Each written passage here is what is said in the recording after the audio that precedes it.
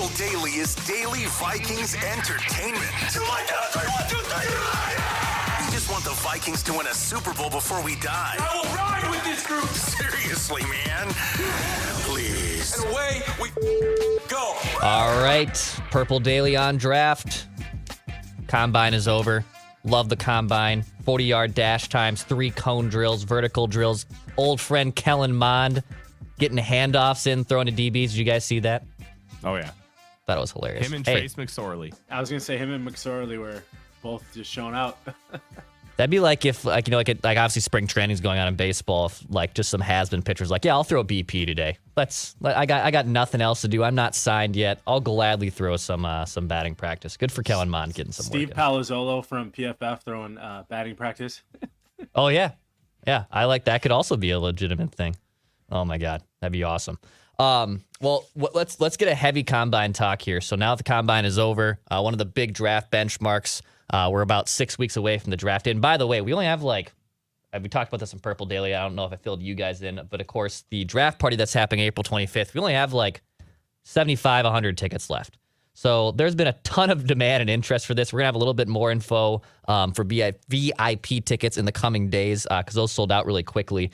But the Purple Daily draft party, I want to keep calling it the Purple Daily on draft party. Phil and Judd would probably be a little upset about that, but hey, let's be honest. I mean, this is the crown jewel of our thing.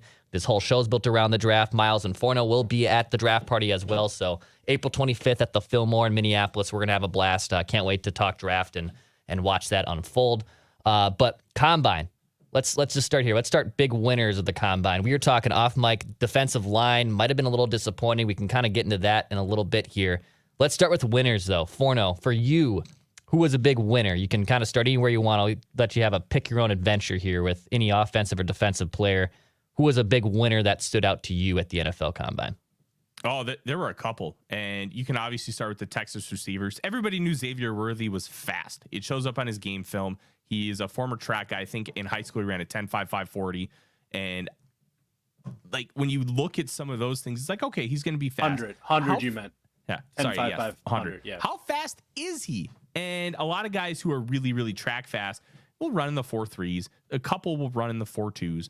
But then when he ran a 4.25, it's like, okay, all right. Look, and then he runs the 4.21, and it's just like, okay, everything that you saw on tape matches completely. And I had him as a fringe first-round grade because I thought he had, especially for a speed guy, because guys who are super athletic or super fast don't often have a lot of technical nuance early on in their games. They develop that way later because they can out-athlete you.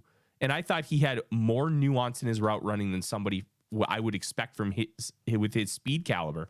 And it was really impressive. And then his teammate, Adonai Mitchell, 6'2.5", 215, runs a 4.34. And you just got to think, what was Quinn Ewers doing? How are we not getting more out of these receivers? It's truly remarkable that Texas wasn't even better than they were last year, because now you see these guys don't just look athletic on film. They're taking it to this testing, and it was really, really impressive to kind of watch. One guy I really wanted to talk about, Tanor Bortolini from Wisconsin, the center. He ran a sub 540. He ran a record 3-cone, I think, for offensive linemen at, I think it was 6'6", 8 Great or something mullet. like that. This guy looks like Jared Allen as an offensive lineman, man. Oh, yeah. And then he ran a sub 4.3 short shuttle, which that there's kind of a benchmark for offensive linemen. Yeah. If you run under a 4.45, it's almost like a guarantee that you're going to have a long career barring injuries, because that kind of short movement ability is really, really, really impressive. And then the last guy I want to focus on is Florida's Ricky Pearsall. I thought his 2022 film wasn't very good. And talking to people watching Anthony Richardson, who's this one? He sucks. And then he comes in this year, has a different role in the offense, is more of the, hey, I need a play, I'm going to you kind of role. And that's the Vikings kind of use TJ Hawkinson with that. Oh, I need 8 yards, I'm going to throw him a choice route. They kind of did a lot of that with Pearsall in different ways. And he is much more athletic than I anticipated. Jeremy Fowler posted a video of him hooping the other day, and he was getting 4 feet off the ground and just dunking with ease. And then you look at the vertical jump, 41.5, a 4.41 40. The movement drills were great, and he has arguably the greatest catch I've ever seen, that where it's like the Odell Beckham Jr. catch was really impressive, but he's going out looking like Air Jordan, and then the second his foot hits the ground, he gets slaughtered by a safety. Like, he's got the full package, and they use him in like Percy Harvin-esque ways where they'll give him like a jet sweep or a reverse, and then he's housed like 3 of them from at least 30 yards out. So he's got a really great profile. I don't know if it's necessarily round 1 considering the depth of this class, but if you like top 40, like, there are guys who made themselves a lot of money, but at the end of the day, you have to take these numbers and equate them to the film, because the film is 100% the most important thing, and this needs to be used to contextualize and answer questions. Okay, Miles. Obviously, Xavier Worthy has a ridiculous day. I know you tweeted out, you don't make the rules, but right, the Ravens or Dolphins are the only teams. Did I have those 2 teams right, or was it the Chiefs and Dolphins? Chiefs and Dolphins. Chiefs and Dolphins are the only 2 teams to make Xavier Worthy, to draft Xavier Worthy. You don't make the rules. That's just how football and those prospects go. What did you think of Xavier Worthy and anyone else that probably stood out to you at the Combine? Who was another winner for you? Well, I mean, you said Worthy. I mean, it's just fun to watch. I remember watching that. My wife, my kids were running on. They hated the fact that I had the Combine on, but I told them, like, hey, I'm gonna be watching the Combine. You could play, you could watch, but like, this is what.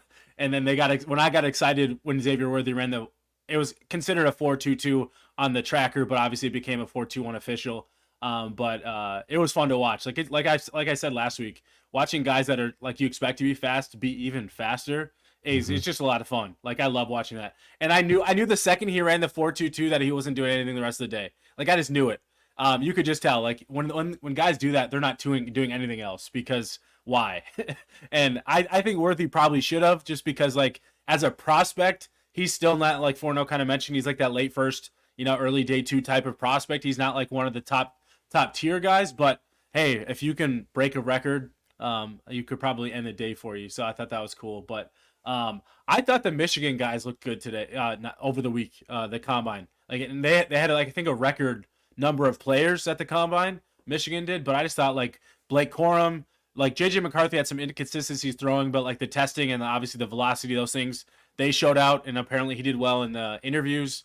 And then Roman Wilson, who I'm really high on, like, those guys, Chris Jenkins, like, I felt like all those guys kind of like did everything you kind of expected them to. I didn't really dive too much into the old linemen, but I felt the Michigan guys overall did a really good job, especially coming off a national championship where, a lot of those guys are fatigued and tired, but I feel like they still kind of showed out.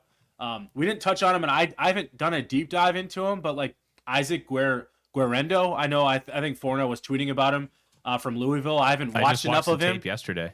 Yeah, I haven't watched enough of him, but like that dude just like out of nowhere to me was like holy, like I almost swore, but like that dude, like he like blew up, right? Like that was crazy. So like that's definitely a guy, like when we talk about the Combine, some guys you haven't like watched enough going in, when they like kind of like show out of nowhere, you're like, okay, I need to go and watch this dude, like do a deeper dive. He's definitely one of those running backs I need to do a deeper dive into, just because he blew up, especially for being as big. I think he's like 220, 225, like he's big. So when you see explosive results like that, you want to see more on tape. So those are a couple guys. 6'2", 221, former track guy, was a wide receiver in high school, and which I love. I love to hear that, by the way. He only has 273 career touches in college, but he had a couple injuries, and then you get buried behind Jonathan Taylor, Braylon Allen, Jawar Jordan. It kind of makes sense. If you just watch his Virginia Tech tape from this year, you think this guy could be a first-round pick because some of that explosiveness. But it's weird because he has great straight line speed, and it's kind of like that Michael Bennett theorem where he's got the great straight line speed, but the change of direction burst isn't there. Yeah. And when he has to change directions in the hole or read off north-south type of guy. Yeah, wide zone and then cut back. He's got good vision, but that burst that you expect from a guy who's that fast and has that kind of track background just doesn't show up in those change of direction elements. I think he's a great use of a 4th-round pick because there's a lot of tread on the tires, even though he's a 6th-year senior, because he only has 273 career college touches. But there is a lot to like. I think if you put him on the Ravens, because I just think man gap power, here's a hole, hit it. I think is probably going to be the best usage of him, even though you can do some real zone stuff and he can be successful. Like his contact balance is great because he's basically his lower half is Declan. It's thick. It's pretty impressive. I mean, he's a track guy, so Hey, I did track. Okay, I did a little track. I ran 400. I wasn't fast enough to do one. Yeah, I know. I love Olympics, like side street Olympics 400. Love Dude, the 400 is insane. People that can run the 400, you're insane because I think that's just a whole new level of sprinting. Yeah, that it's not straight away sprinting, but you can't take any like 100 meters off. Basically, I would be dead after every time I ran it. It was not fun. Speaking of guys that look like Declan, the white boy receivers, like you mentioned Ricky Pearsall, but like Ladd McConkey, Luke McCaffrey, like those guys showed out. Like they were really athletic. And I know we always got that misnomer of like they're more athletic, sneaky athletic, but like these dudes weren't sneaky athletic. These dudes were athletic. Like they were showing out over the weekend. Yeah. So like dudes that look like Declan running 4.3s and 4.4s and jumping mustaches high. too? And mustache. Well, probably. I mean, I don't know. If Ladd McConkey was named Joe Smith, he would have already been talked about as a first-round pick. Right. His name is Ladd McConkey. Yeah. That's why people really slept on him. I think he's the guy to me that, like, I know you said Ricky Pearsall is a top 40. I think McConkey is the guy that I think is going to be a top, like, 35-ish pick. His Senior Bowl, his tape is really good. Like, I just think all of it come together. I think that dude's, like, one of those, like, guys that late first, early second, maybe even earlier than that. Is one of those guys I think is going to be a high pick for a team. McConkey especially needs to be a Kansas City Chief. Yeah, I mean it'd be awesome.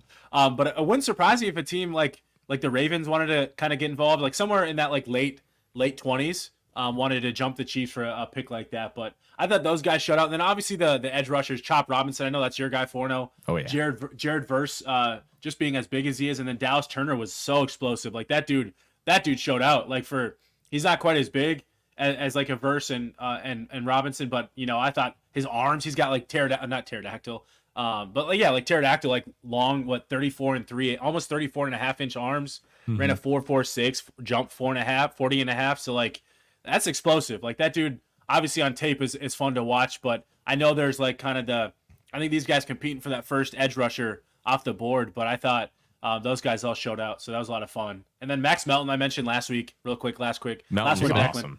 Max Melton ran a 4.339, just like I said, his brother's super fast, the Packers receiver, but he blew up the combine as well at corner from Rutgers. So he's another guy that I think could be a day 2 guy. Nice. Well, hey, I do want to get into what RAS scores mean, what all these honestly combine measurements mean, and how that affects draft profiles. I want to get into that here in just a bit, but quarterbacks. What did we think of the quarterbacks? Michael Pennix kind of had a good combine showing. J.J. McCarthy impressed off the field. There was some still highs, too, in his throwing drills. Forno, what did you like from the quarterbacks that ended up throwing at the combine? So I'm going to be 100% real. I learned nothing, and I think that's okay. The quarterbacks were good. Joe Milton could, like, and I don't mean this in a derogatory way, but Joe Milton should, like, be in the circus and just throw 90-yard bombs consistently and just make a ton of money doing that because he's so good. And it's so impressive watching him because he basically threw a 75-yard ball flat-footed. No effort. Just, all right, I'm just going to make this easy. It's like me like shooting a free throw in basketball. Like, oh, yeah, this is relatively easy. He just makes it look so smooth, but the rest of his profile just isn't that good. And Pennix, I think the biggest thing for him was all the reports coming out of Mobile where the medicals look good. And that was the biggest question mark with Pennix. What are the medicals and how does that impact potentially some of his mechanics, because he doesn't always sync his upper and lower halves and his footwork gets a little wonky. Well, how much of that is because of the knee? And being able to parse out some of those questions I thought was good. McCarthy still has some mechanical issues, but he's also 21 years old. He just turned 21 like 6 weeks ago. So I'm not super concerned because everything with that looks fixable. That's why he was having struggles throwing to his left. That's why he has struggles throwing the deep ball, because it's just a little mechanical thing with his feet. And you drill that for an entire offseason, yeah, you can fix it. So, like, I didn't really learn anything. I thought, like, Caleb Williams, Drake May, and Jaden Daniels not throwing is that people are going to make it out to be something. I think it's a whole bunch of nothing. Like, what do they have to gain? They're already going to be top 5 picks. Like, there's nothing for them to gain. So why put yourself in a situation where you could look bad? And then all of a sudden you have J.J. McCarthy taking your spot and you fall to 9. And that's millions of dollars. It's not just going from, like, pick 3 to pick 9. That could cost you like $10 million, and that's a significant amount of money. And these guys may never get a good second contract. So there are a lot of things to consider with that. I learned nothing from the quarterbacks. They were fine. And like Sam Hartman has beautiful hair. We already knew that, but it's Nice. I'm sorry. Like it's next level beautiful hair. We learned, I mean, better than yours. I mean, you got luscious, nice hair. You would even put it above yours. My hair is nice. That's better Not than Sam my Hartman. hair. That's That's better. better than my hair. Who's that Wyoming kid? Frank Corum. Frank Corum looks The like lettuce. John Daly and Brock Lesnar had a child. Yeah, And I don't mean that in a derogatory way. It's like the facially, state tournament body hockey. shape. Yeah, Oh my God, yeah. Look at The this. it's like lettuce the is hockey state beautiful. tournament. Yeah, it looks like the hockey state tournament hair to me. Like when they do that every year. I think. What is it? Yeah, that's That's great. this week. Yeah, it Is is. that this It's coming week? up. Oh yeah, that is Yep. that's timing. In, Right timing. in Minnesota, for those unaware, the Minnesota Hockey Tournament is one of the craziest tournaments, and not just It in is. high school sports, but in all of sports. When I was in literally high school, sells that was out fun the to- XL. It was fun to go to when I was in high school. Heck yeah. I haven't been since, but a lot of fun. Uh, But yeah. Miles, do you make anything about quarterbacks, like especially those three, like not throwing at the combine? Is it kind of a nothing burger? And it also any other QBs or anything that stood out to you from the quarterback prospects at the combine? Yeah, like Forno said, I don't really see it as an issue, like especially when guys are graded as highly as these three are, and all you can do at that point is like make yourself look worse, I think. And as we've seen, like some guys just didn't look as good as they would have probably hoped, and some guys look better. Some guys, but it does. Only thing it does to me, guys that are like considered like the high, like the the Marvin Harrison Juniors, the Malik Neighbors, like those guys, along with the quarterbacks, like when they don't test, all it does is allow other guys to show out, but it doesn't mean that those guys are going to jump them in the pecking order. I think it just gives those guys a better opportunity to maybe like increase their stock, but I don't think they're jumping anybody. Like Rome Odunze for me is my wide receiver too. I know that's probably unpopular, but like he's been my wide receiver too since the offseason. Like watching him, I like him a little bit more than Malik Neighbors. Not because Neighbors didn't test. I just think Rome Odunze can do it all, and that doesn't mean Neighbors can't. I think Neighbors is legit, but Rome Odunze just for me is like he has the whole package of what I look for in a receiver. But I know that's a hot take, but like it shouldn't be that big of a deal. I think that the top three receivers are top 10 picks either way. But in terms of the quarterbacks and not throwing, I don't really see it as a big deal. I think McCarthy and Bo Nix and Michael Pennix really the only guys that could really do anything and show anything. But Pennix didn't run, so to me that doesn't really change anything. We know he's got a great arm. He didn't test otherwise. Like the medicals sound like those went well, so that's good. But like to me, he didn't really do anything to change his stock besides the medicals. Bo Nix and JJ McCarthy. McCarthy's athletic. I think he showed that in the testing. We knew that. He's bigger than we expected him to be. On tape, that dude does not look very big, but like he's way bigger than I thought I expected him to be going to the combine, which doesn't seem. I'm the only one that's surprised by that. And then Bo Nix kind of just did exactly what I think I expected him to do. I think he's got good technique as a quarterback. I think he is accurate, but like we saw some of the warts throwing downfield and some of those things. But overall, like I don't think anything surprised me in terms of like what some of these guys did. So I don't really think it changes anything.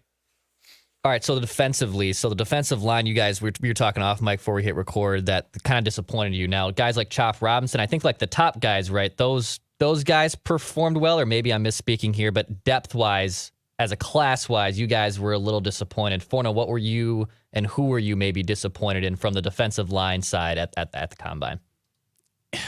So this is a really difficult question to answer as I'm pulling up my board right now. It's not so much that they were disappointed. They didn't stand out. And it was just kind of like more like average to above average. And you didn't have guys like, you didn't have freak shows where you have like Dallas Turner, Chop Robinson, and then you have guys even a little lower in those edge group where they tested a little freaky. You didn't have a lot of that with this defensive line group. And that's not necessarily the worst thing in the world, but you'd like to see a little bit more. Like I thought Chris Jenkins would even test a little bit freakier than he did, considering that like he was, I think, top 5 on Bruce Feldman's freaks list.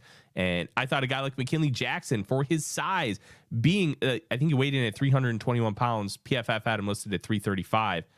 I thought he'd be a little bit more freaky, considering the movement skills that I saw on tape. And that's part of the difficulty of this evaluation. And I just expected more, and we didn't get it, but they weren't a disaster either. It was kind of that really lukewarm area. And I'll kind of relate it to, because I think it's an important discussion, even though it's not D tackle at all. Former Gopher Bucky Irving came in 192 pounds, and his relative athletic score is like 2.2, something like that. Just utterly awful. And when you watch him on tape, it's like, this guy looks really athletic. He looks quick. He doesn't have like super game breaking speed, but he's got juice. And then you come into a situation like this and he doesn't have juice at all. It's like, what happened? What happened to this Thomas guy? kind of remind me of that. And it's fascinating to me. And that's why I always reference, hey, go look at the tape and then go see what you missed. And if you didn't miss anything, maybe this guy just stinks at track and he's just got the goods in the game. Because Kyron Williams tested abysmally 2 years ago. Last year, he had 15 touchdowns with Rams. So some of this is you want to just use it to base or answer questions based off what you saw on tape. And it's like, okay, I still have questions about Brock Bowers and his explosiveness and how much of what he did at Georgia is going to translate to the NFL, especially when you talk about spacing. But he didn't run. He didn't do any of those tests. So I have to wait until his pro day to try and see, okay, how am I going to answer this question? And that's where some of this comes into play. Like, the D tackles are fine. So, Miles, the Vikings, when they're mocks at 11, there's a ton of edge and defensive lineman targets that are at 11 or even right below their pick. So there's a lot of options on the board there. Did anyone stand out more to you? Were you surprised that none of those guys that Forno talked about showed up in freakish ways and tested out of the water? And we'll get into a little bit of a test breakdown too after this. But what did you take away from the defensive line group at the Combine? Well, yeah. So, are we talking edge or D line? Because if we talk both, obviously, kind of like Forno said, I don't think anyone besides Braden Fisk. Obviously, he's the guy that blew it up as an interior D lineman. Nobody really truly stood out. Devondre Sweat, he's just huge, but that dude's he moved better than you probably even thought he would. A 5'2" 40 for a dude that big is really good. But also at the same time, I don't think anybody truly stood out besides those two. From the interior D line, I think guys did fine, but nobody you're not sitting here being oh my god, that dude rose his stock. Braden Fisk is probably the only guy that you're okay, he's probably separating himself from some of the guys he's in the same tier with. From an edge standpoint though, Dallas Turner to me is I wouldn't be surprised if he's the first edge taken, but I also think a guy like Chop Robinson, I know I've seen a lot of mocks have him in the early second, late first. He could go higher than that. It wouldn't surprise me at all based off of the testing and that if he went higher, just because those freak athletes like that, at edge especially, you want to take those chances on. Go get those guys. Danielle Hunter is such a complete outlier, for what happened to him as a Viking. And I know we try to chase that, but that's a complete outlier. That type of athlete without a lot of production should still be a first round pick because of that freak athleticism and size and all those traits. So I think a Chop Robinson's probably going to be a higher pick than even what we're expecting to be right now. But for the Vikings at 11, if it's not quarterback, you give me any of those. I think Latu was the only guy that didn't truly dominate as an edge rusher, as a top tier edge rusher, but I still like him. I don't think anybody was truly surprised by the testing, but you'd probably like to see a little bit more explosion. But at the same time, athleticism was never his game. I thought it was pretty good. No, that's it. I'm not saying it was bad, but it wasn't anything that blew you away. It's not like Dallas Turner, Chop Robinson, those Jared Verse, those guys showed how much burst and athleticism they have, which for teams probably creates that idea that they have a little bit more ceiling, right, and a little bit more upside. I think Latu is kind of like that. I think what you're getting with him, but that's still a really good player. But those guys, it still puts you in range. I think where the Vikings are at 11, if they go edge rusher and don't go quarterback first, I still think they're in range to get one of those top 4 edge rushers, maybe even top 2, 3 guys, depending on where the board falls. But it wouldn't surprise me if we see 1 or 2 of those guys be in that top 10 range. All right, so why don't you explain this to me like I'm 5, i.e. Michael Scott, and also the audience too. So when we see, let's start with this one too. Let's start with RAS scores. So RAS scores is something you see graphics all over the place right after the Combine and leading up to the draft. And yeah, it's got some things that are self-explanatory, like 40-yard dash, but it also has, their weight. And then there's obviously a ranking of a 0 to 10 scale. Forno, in my Michael Scott way, explain the RAS score to me like I'm 5. And also, what does that mean for NFL draft prospects and where they could be drafted? Does that help their stock? What are those for, and how does that help players? So the process is very simple. It is grading you among your peers since the combine started. I believe that all the data dates back to 1987 or 89. So if you are a perfect 10.0, that means you have a 100th percentile score. So just move the decimal point. All right. And if you are a 100th percentile, that means you are a Calvin Johnson. You are Jordan Davis. We're talking freaky athletes. And like 9.72, 97.2 percentile. So of everybody that's ever run a 40-yard dash, if you are at 99.72, 97.2 percentile of all the players at that position. And it's to help you gather data and compare it to everybody else. And it's a nice tool. It's fantastic, but it is also not gospel. It does not give you every piece of information. I'd say I use testing numbers approximately like 10-ish% of my grade, because on film, the film was what matters most. You still have to play football.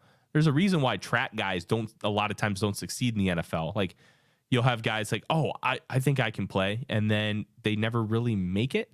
Like, the one like true track guy, not guys who have run track, like Bullet Bob Hayes, like he made it in like the 60s and 70s, but those guys don't necessarily translate because there's so much nuance with football and it's so difficult to learn.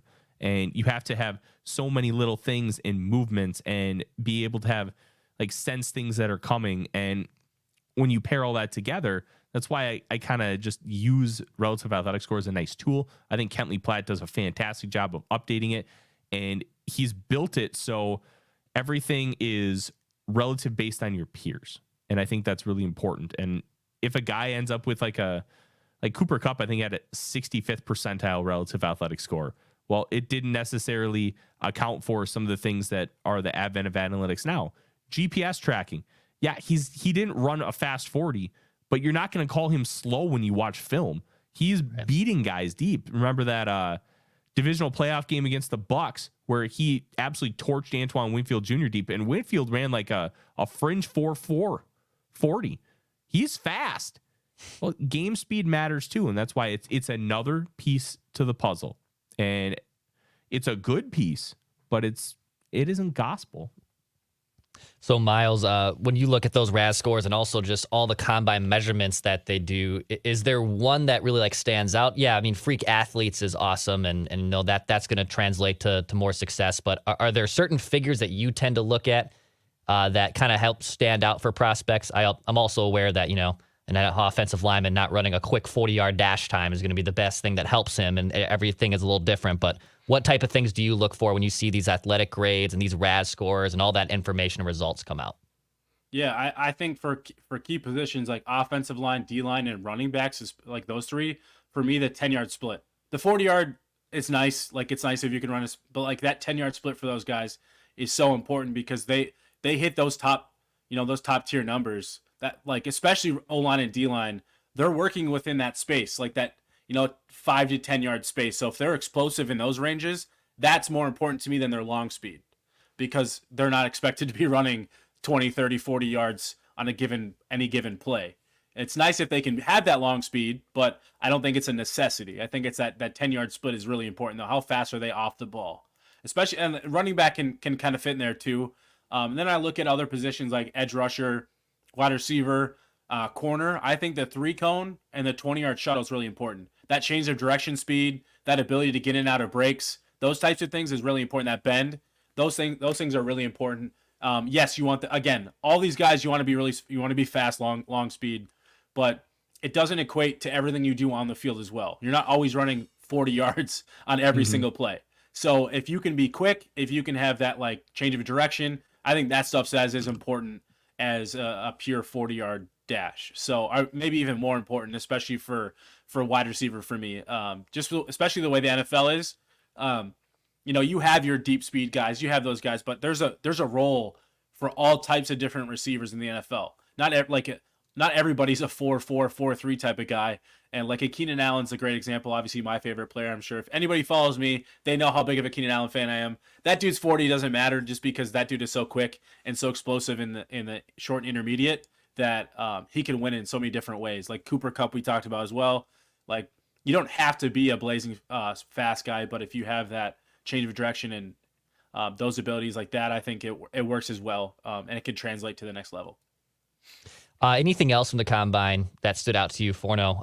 Whether it's players, whether it's results, whether it's what process to go forward, that could even be a bigger question on another episode of Purple Daily on Draft. But what else did you take away from the Combine before we wrap up here?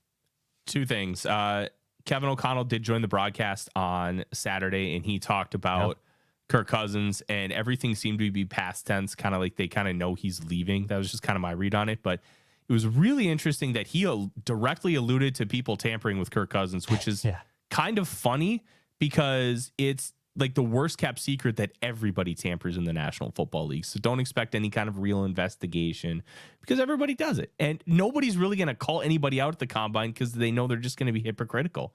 Now, if you do it other places, then you'll probably have some conversations. But at the Combine, everyone does it.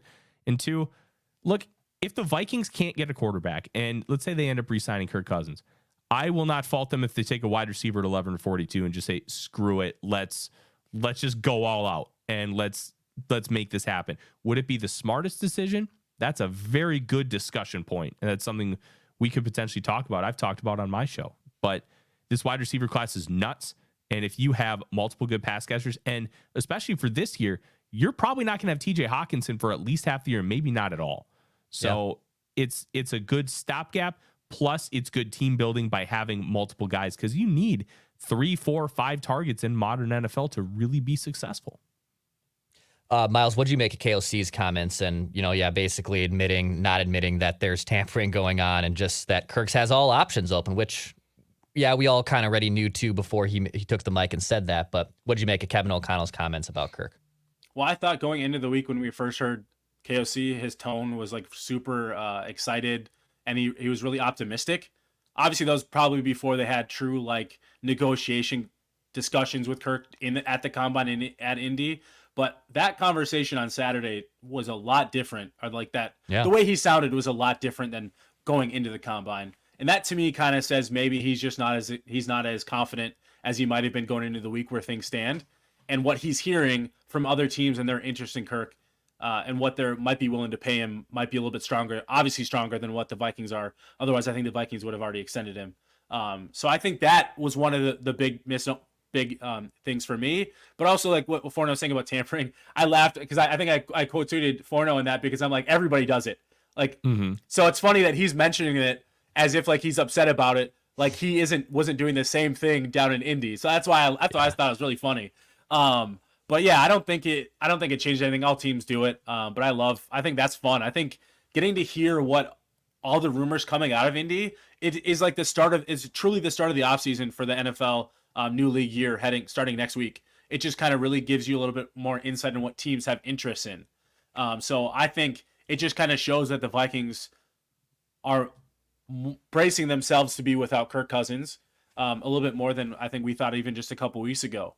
And so I think that just kind of creates that a little bit more of a, not a panic this week, but it changes a little bit more of what their approach going into next week, I think. And whether they whether they're willing to like give and take with a Kirk contract or not, will be leading. But if Kirk's really wanting to hit that market by Monday, the legal tampering period, then the Vikings are probably just going to have to say thanks, but goodbye, because if he hits that void date window on, was it 12th or 13th, then if that comes and goes and the Vikings don't have an extension with him, then you don't have any justification to bring him back at that point.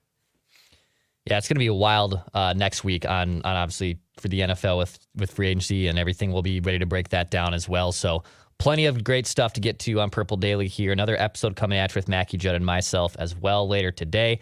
Hit that subscribe button. This is Purple Daily on Draft. We get closer to draft. Hit us up if you want us to break down any prospects, especially now that there's a little bit more tape out and a little bit more results out from the NFL Combine. We will gladly do that on this podcast.